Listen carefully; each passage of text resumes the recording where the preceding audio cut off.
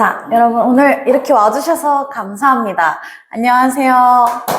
네, 저희 시그니처 영어 학원 두 번째 입시 설명회에 오신 여러분을 환영합니다. 자, 오늘은 2018학년도 대학 입시 개편안에 대해서 한 번 더 이야기를 해볼 건데요. 저번 1차 때 여기 와주신 분들도 소문을 많이 듣고 오셨겠지만 반응이 굉장히 좋았습니다. 그래서 이번에도 선착순으로 저희가 진행을 했는데 이렇게 빨리 마감이 될 줄 몰랐을 만큼 저희가 진짜 감사한 마음으로 보람차게 다시 한 번 더 알차게 준비를 해봤습니다. 자, 대입은 정보 싸움이라고 할 수 있는데요. 심지어 올해 고1은 특히나 정보 싸움이 관건이라고 합니다. 자, 왜냐하면 입학에 대해서 이 입시 제도가 너무나 크게 변화를 많이 겪고 있기 때문인데요.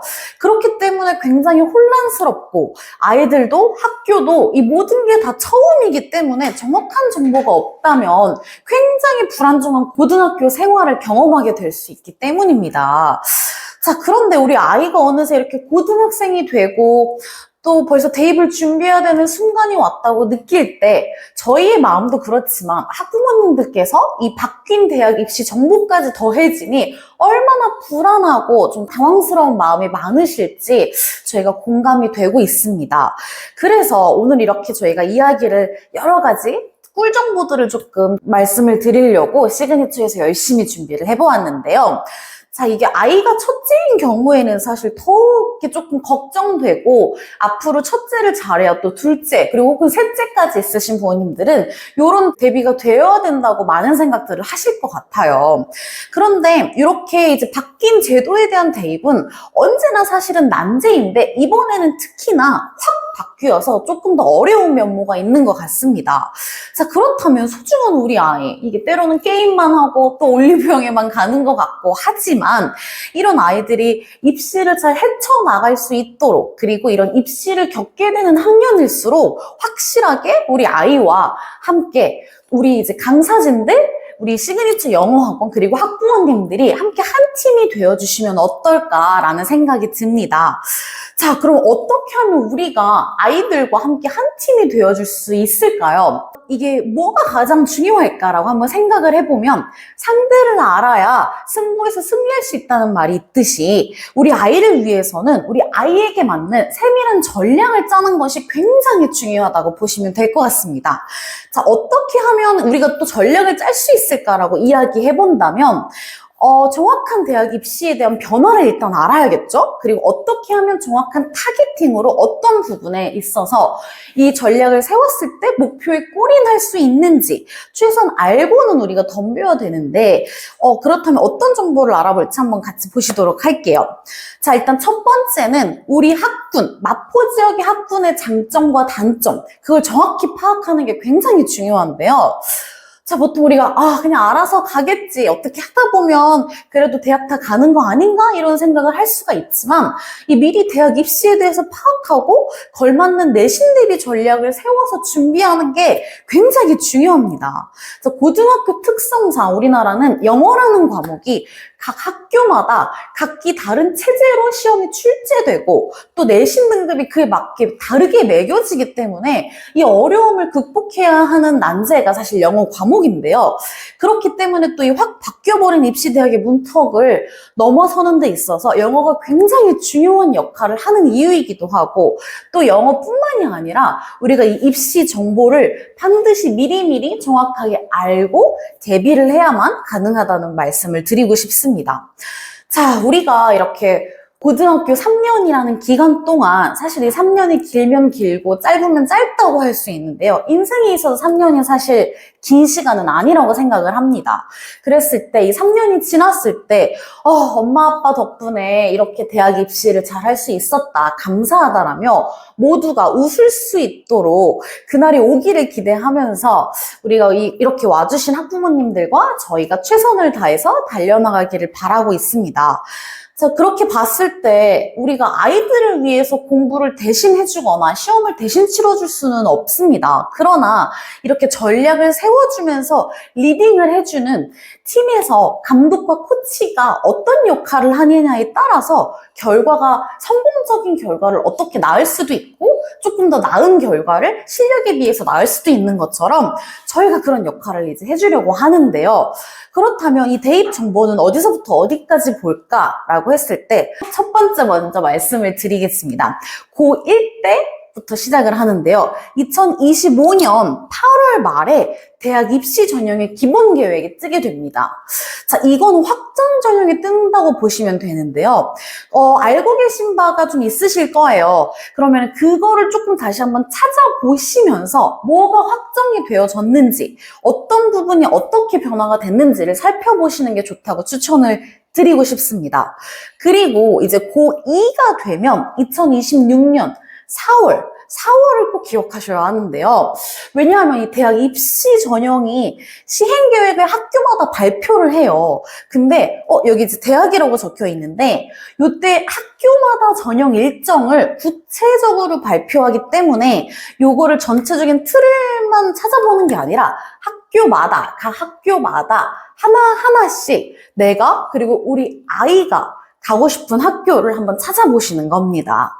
아까 말씀드렸던 것처럼 우리는 시스템을 알아야 하고 또 그 시스템을 알고 나서 그에 맞게 이 전략을 세우는 코치가 되어야 되기 때문에 분석을 해봐야 됩니다. 이 상황을. 자, 그리고 언제라고 말씀을 드렸죠? 고2 4월입니다. 그러면 벌써 우리 1년밖에 안 남았다라는 뜻인데요.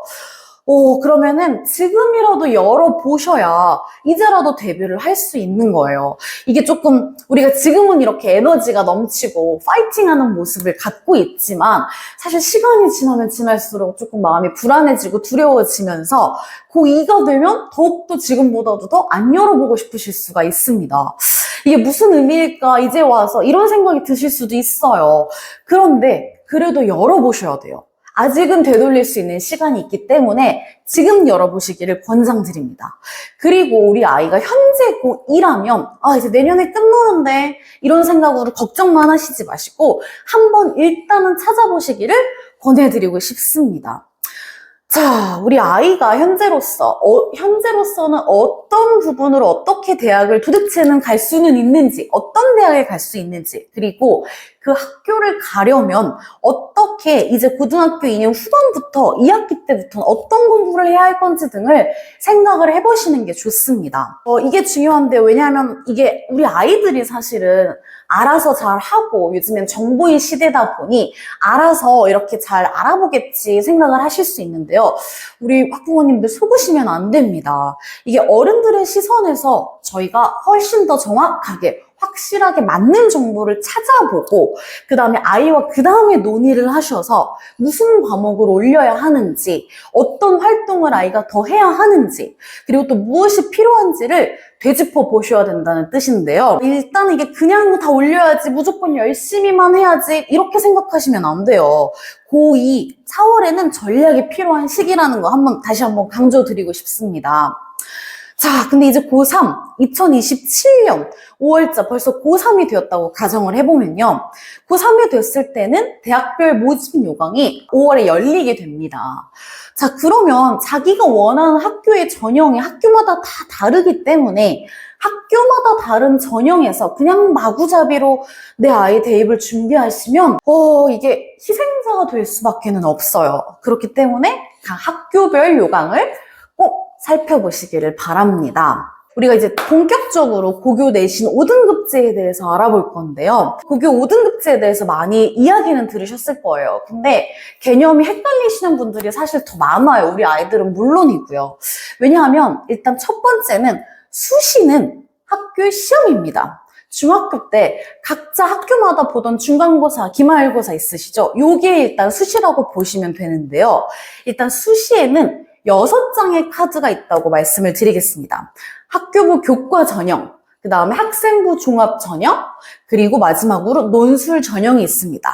자, 이거에 대해서 하나하나 설명을 드리도록 할 겁니다. 그런데 일단 먼저 교과 전형부터 살펴볼게요. 우리 마포 학군에서는 어떤 전형이 유리할까를 먼저 생각해 보시게 될 수 있는데요. 일단 저희 학군에서는 교과 전형이 유리할 수밖에 없다는 말씀 드리겠습니다. 왜냐면요, 이 교과는요, 전형부터 살펴보시면 이게 성적이 좋은 친구들에게는 굉장히 유리한 전형입니다.